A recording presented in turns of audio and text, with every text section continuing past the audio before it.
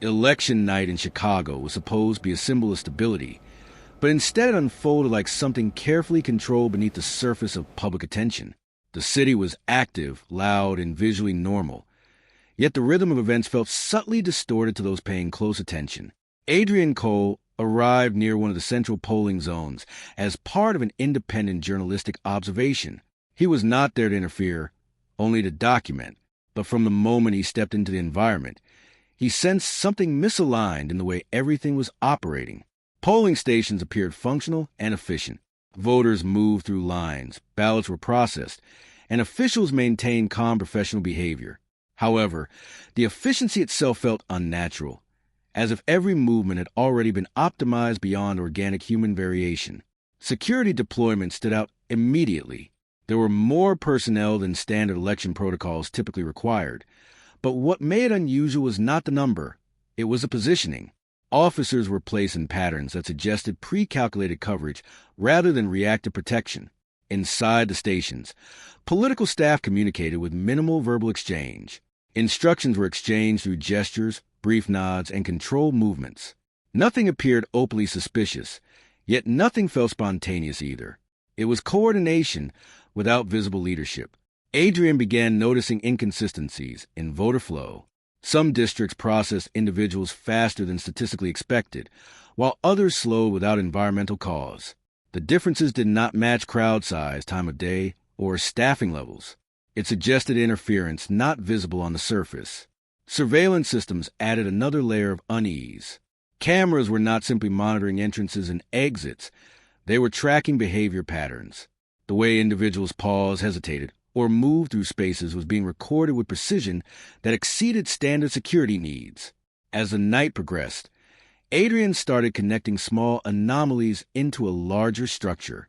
None of them alone confirmed wrongdoing, but together they created a pattern that suggested the election was not purely self-operating. Something deeper appeared to be guiding the flow of information. The most disturbing realization forming in his mind was not that something illegal was happening, but that the system itself behaved like it had been designed with invisible boundaries already set in place. The election was not reacting to reality, it was shaping it. When he moved closer to a secondary observation point inside the facility, a secured interface suddenly refreshed without any visible operator interaction. The display flickered briefly, recalculated, and stabilized into a completely different result state than what had been shown moments earlier. No one inside the room reacted, and that silence made the moment more dangerous than the change itself. The deeper Adrian moved into the election infrastructure, the clearer it became that the public-facing system was only a fraction of what actually existed behind the scenes. The central monitoring facility operated like a controlled environment rather than a transparent democratic hub. Inside the control network room, large digital panels displayed live voting data across multiple districts. On the surface, everything appeared synchronized and orderly. However, the human behavior inside the room did not match the intensity of the data being processed. Election supervisors remained unusually composed. There was no urgency in their movements, no visible stress, and no overlapping communication typical of live national-scale data processing. Instructions were minimal, and execution happened almost instantly, suggesting pre-aligned decision pathways. Adrian observed that the voting system was not running through a single centralized database. Instead, it functioned through layered routing channels, each feeding into hidden relay nodes that were not publicly documented. These pathways created fragmentation in data visibility, making full traceability difficult even for internal observers. Vote counting delays began to appear in irregular intervals. Certain districts would pause entirely before resuming with bulk updates, as if information had been held back and then released in controlled bursts. This disrupted the natural flow of real-time counting and introduced subtle uncertainty into the system. Staff communication inside the control room relied heavily on coded behavior. Instead of direct instructions, operators exchanged brief signals, short phrases, or pre-agreed gestures. It created an environment where information was transmitted without full transparency, reducing traceable verbal interaction. As Adrian continued observing, he noticed that some data streams carried external routing signatures that did not belong to any official election framework. These signals suggested influence originating outside the visible system, embedded at a structural level rather than added externally. Security behavior shifted subtly during his observation. Guards who initially appeared passive repositioned themselves in ways that reduced visibility gaps between monitoring stations and exit points. Their focus was no longer outward protection, but internal awareness of who was observing the system. Adrian began feeling an increasing sense of surveillance directed specifically toward him. Cameras that were previously fixed on operational zones began rotating toward his position more frequently, as if his presence had been registered as a variable inside the system. Data irregularities also increased in frequency. Some vote totals briefly changed before stabilizing without operator input. These fluctuations were small but consistent enough to indicate interference happening beneath visible system controls. A realization began forming in Adrian's mind that changed the nature of everything he was observing. The election system was not being influenced after data collection. It appeared to be structured in a way where outcomes were already being shaped before inputs were fully processed. As he moved closer to a side terminal, the screen suddenly refreshed without any operator interaction. A district vote count flickered, reset, and stabilized into a different value than what had previously been displayed. Still, no one reacted inside the room, and that silence confirmed that the system was operating under rules not visible to people inside it. The illusion of fairness begins to crack when digital manipulation becomes impossible to ignore. Adrian Cole remained inside the control facility, but his perspective had shifted. What once felt like observation now felt like intrusion into something actively protecting itself. The system was no longer just being studied. It seemed aware of being studied. The first undeniable irregularity appeared on a central monitoring screen. Vote counts that had stabilized minutes earlier suddenly shifted again, not through visible operator input, but through back-end recalibration that left no manual trace. The numbers did not simply update. They corrected themselves as if responding to an unseen instruction layer. As Adrian tracked the changes, he noticed election staff exchanging silent signals more frequently. Their communication had evolved from subtle coordination into deliberate nonverbal confirmation patterns. Brief glances, hand positioning near terminals, and synchronized pauses suggested they were reacting to something beyond standard operational protocol. It was during this phase that Adrian identified individuals inside the facility who did not match official staff profiles.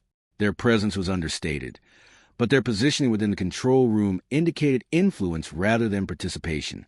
They did not operate systems. They observed them as if overseeing execution. Encrypted communication fragments began appearing on side terminals and handheld devices. Though partially obscured, the structure of the data suggested financial routing patterns rather than electoral management. These were not internal updates. They resembled bribery channels masked as administrative communication. A critical realization formed in Adrian's mind. What he was witnessing was not isolated fraud or technical corruption. The coordination, timing, and layer control indicated a structured system operating with long-term design. The election was not being compromised. It was being managed. As understanding deepened, the environment around him subtly changed. Surveillance cameras that previously rotated across general operational zones began focusing more frequently on his position. Each return of the camera felt less random and more deliberate, as if his presence had been logged as a variable requiring attention. The emotional transition inside Adrian was immediate and irreversible. Curiosity, which had driven his initial observation, began collapsing under the weight of recognition. In its place emerged a growing sense of exposure, an awareness that he was no longer just witnessing the system, but becoming visible to it. Movement inside the control room also shifted. Staff who had previously moved freely began restricting their paths, avoiding certain sections of the room, while maintaining constant awareness of Adrian's position. The space itself felt narrower, not physically, but operationally. Security personnel, previously positioned as passive observers, began adjusting their stance. Their focus shifted from external monitoring to internal tracking. Communication between them increased, though still kept intentionally minimal. The coordination suggested a developing response protocol rather than routine supervision. Adrian realized the risk level had escalated beyond observation. His presence was no longer neutral, within the system. It had become an anomaly requiring resolution. At that moment, a security officer near the main entrance received a direct instruction through a secure communication channel. The officer paused briefly, acknowledged the director with a controlled gesture, and shifted position toward Adrian's location. The instruction was not general. It was precise, immediate, and unmistakably targeted, and the system had begun moving to contain him. The observer truth is no longer safe. He has now become part of the target list. Adrian Cole had moved too far into the system to remain invisible. What began as quiet observation had now transformed into exposure. Somewhere inside the layered structure of the election control network, his presence had been flagged as an anomaly that did not belong. The response was not immediate chaos. It was controlled adjustment. Inside the facility, subtle operational changes began to unfold. Internal security protocols tightened without public announcement. Access points that were previously open for movement began requiring additional clearance. Corridors that Adrian had passed through earlier were now partially restricted under the appearance of routine security rotation. Exit routes, once clearly visible, started becoming less accessible in a way that was not obvious at first glance. Doors remained functional, but security presence near them increased, and movement patterns around them subtly discouraged casual approach. Adrian recognized the shift before it fully escalated.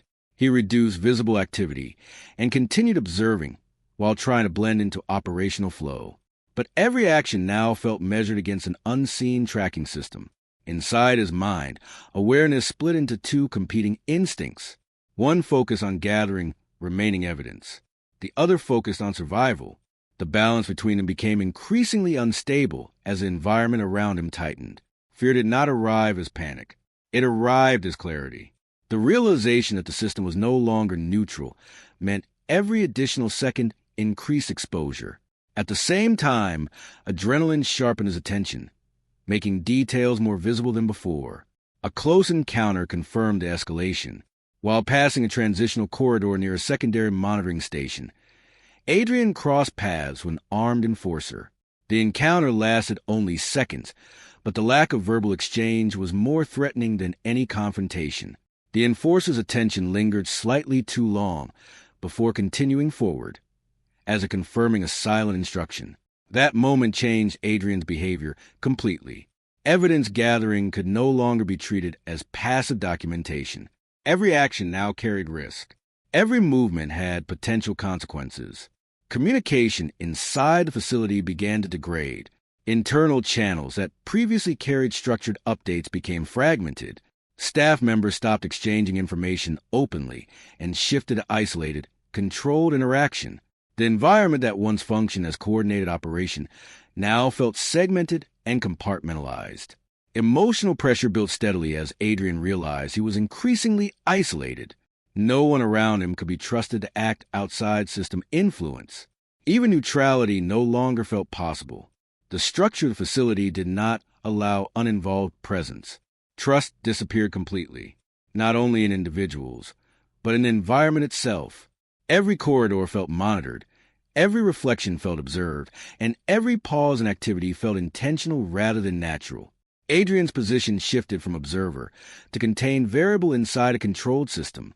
The election infrastructure was no longer something he was studying. It was something responding to him.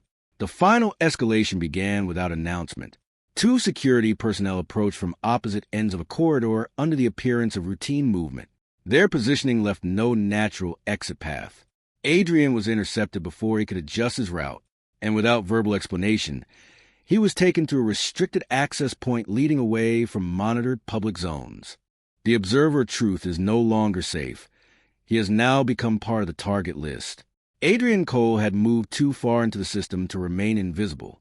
What began as quiet observation had now transformed into exposure. Somewhere inside the layered structure of the election control network, his presence had been flagged as an anomaly that did not belong. The response was not immediate chaos. It was controlled adjustment. Inside the facility, subtle operational changes began to unfold.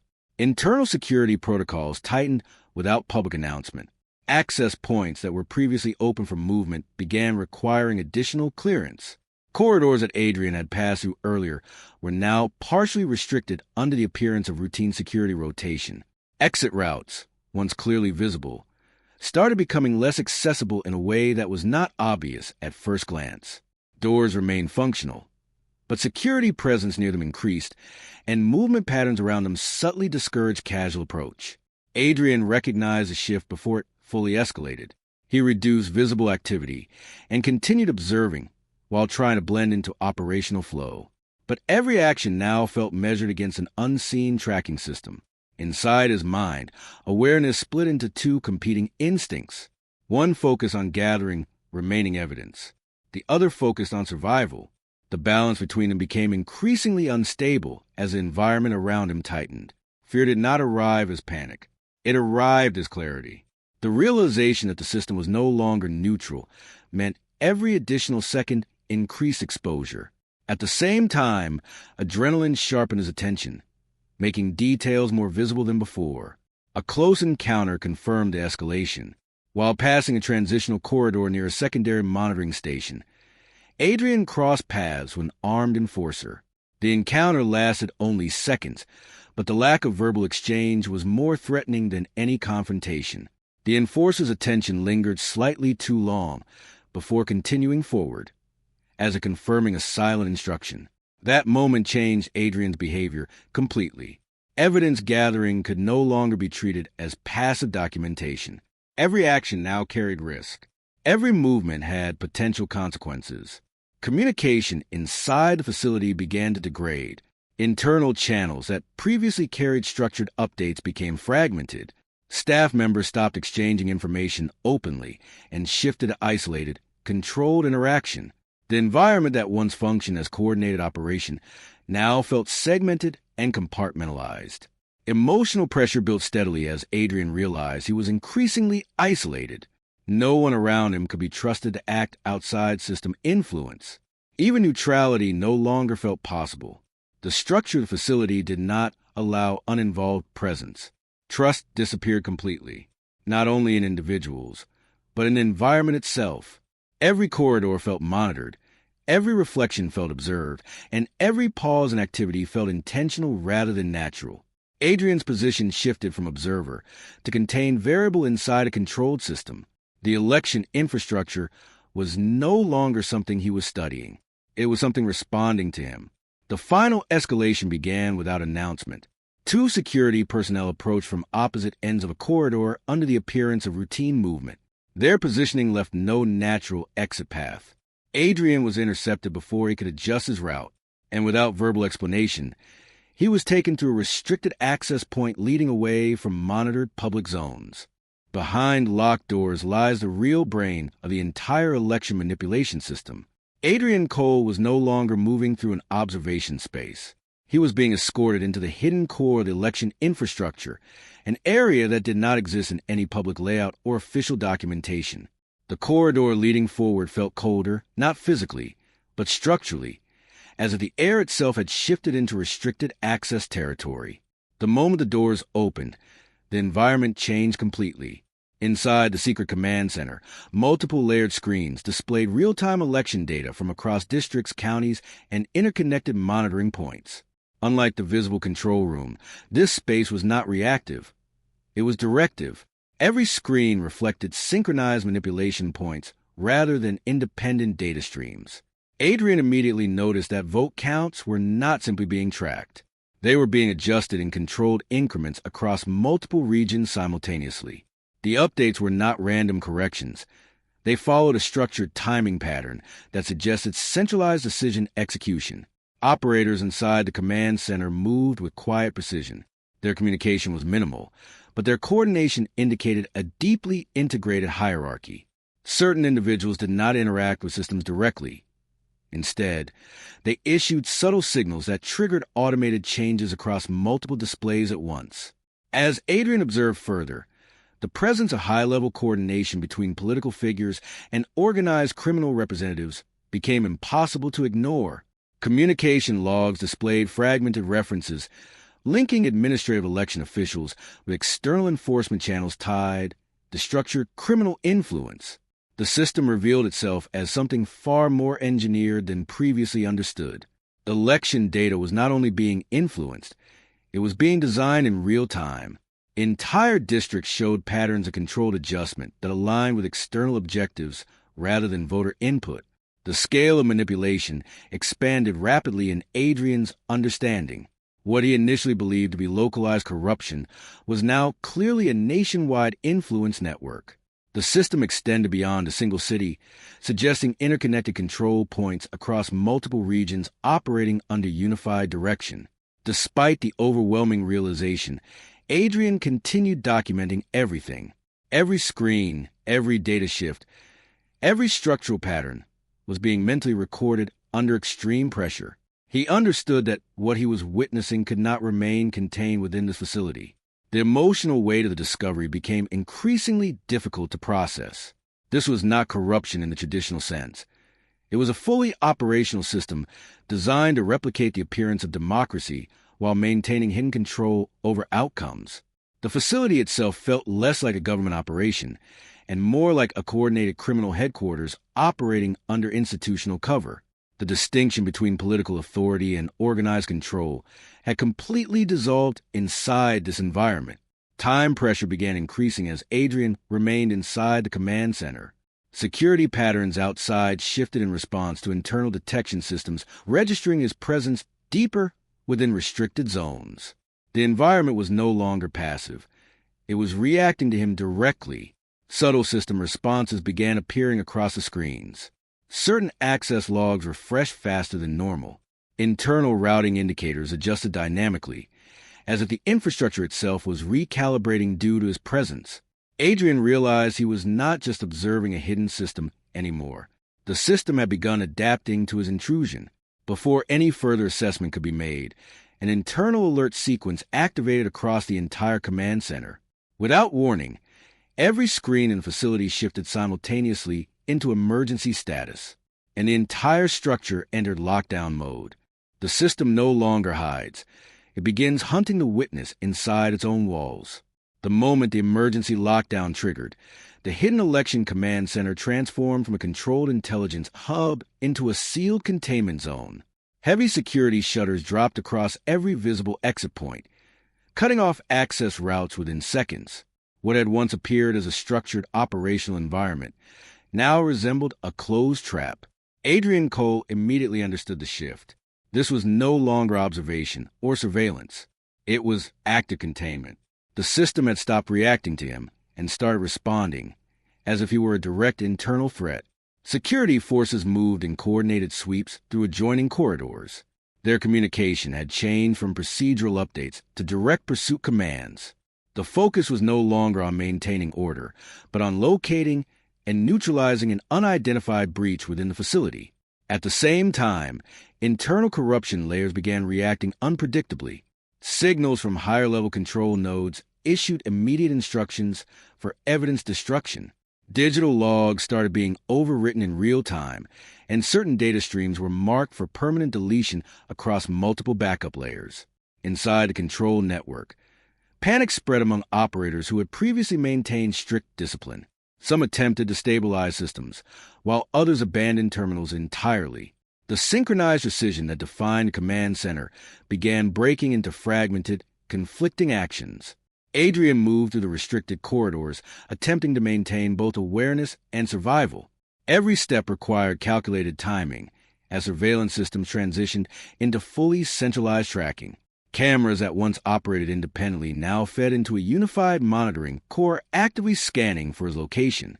The environment around him became increasingly unstable.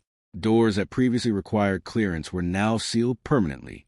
Internal communication channels between staff were collapsing, replaced by overlapping alerts and distorted instructions that no longer followed hierarchical order.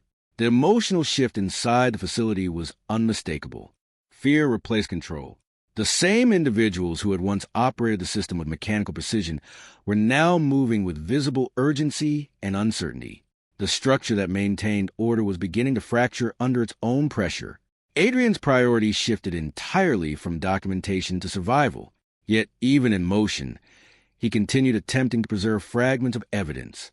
Every system interface he passed contained data that could not be left behind.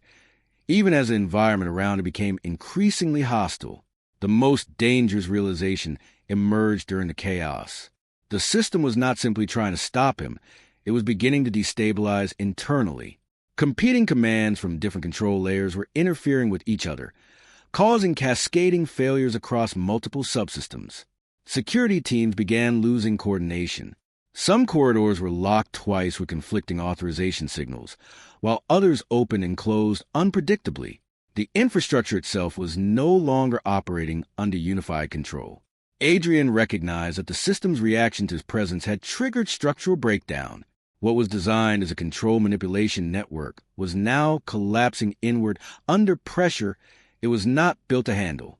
In the midst of this instability, he reached a partially exposed terminal still connected to the main data core. One of the stored evidence files remained active, untouched by deletion protocols. As he attempted to secure it, the system initiated an unexpected response.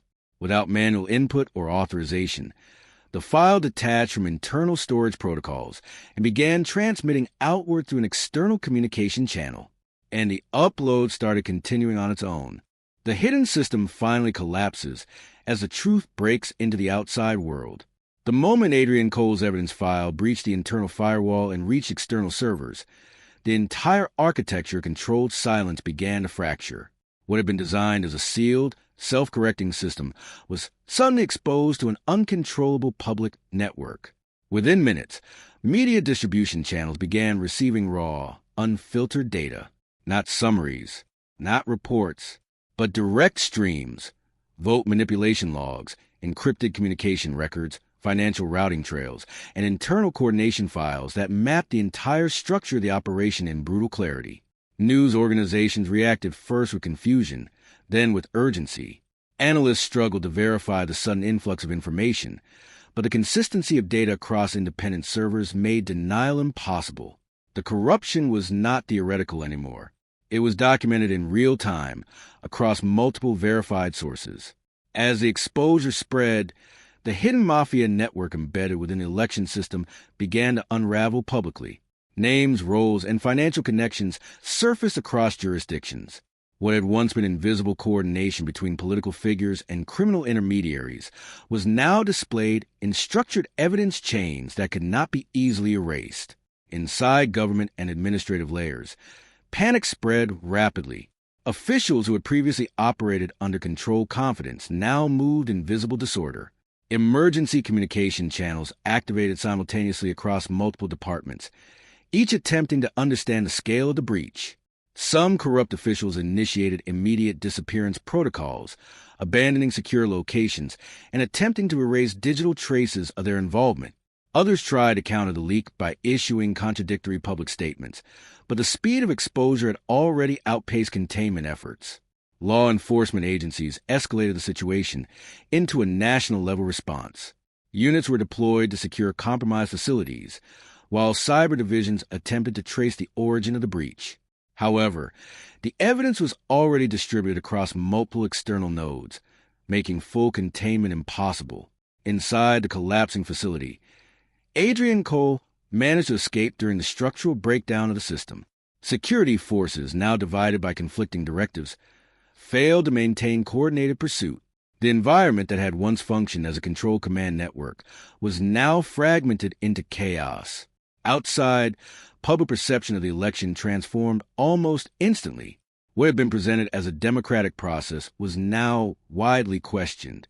Citizens reacted with disbelief, anger, and urgency as verified data confirmed systemic manipulation at multiple levels. The system built on carefully maintained illusions began to fall apart in real time. Institutional trust eroded rapidly as more data streams became publicly accessible. Investigations were launched, emergency hearings were scheduled, and independent monitoring groups began forming overnight to analyze the scope of corruption. Yet even as exposure spread and consequences began unfolding, Adrian understood that the collapse was not complete. The visible structure of control had been broken, but the deeper architecture behind it was still unknown. As authorities began securing compromised locations, and media coverage intensified globally, a final discovery emerged from the remaining decrypted fragments of the system logs. Beneath all identified networks, names, and command layers, there was still an unregistered control signature operating independently, one that had not been exposed, traced, or disrupted, and it confirmed that the true architect behind the entire operation was still active, untouched, and watching from the shadows.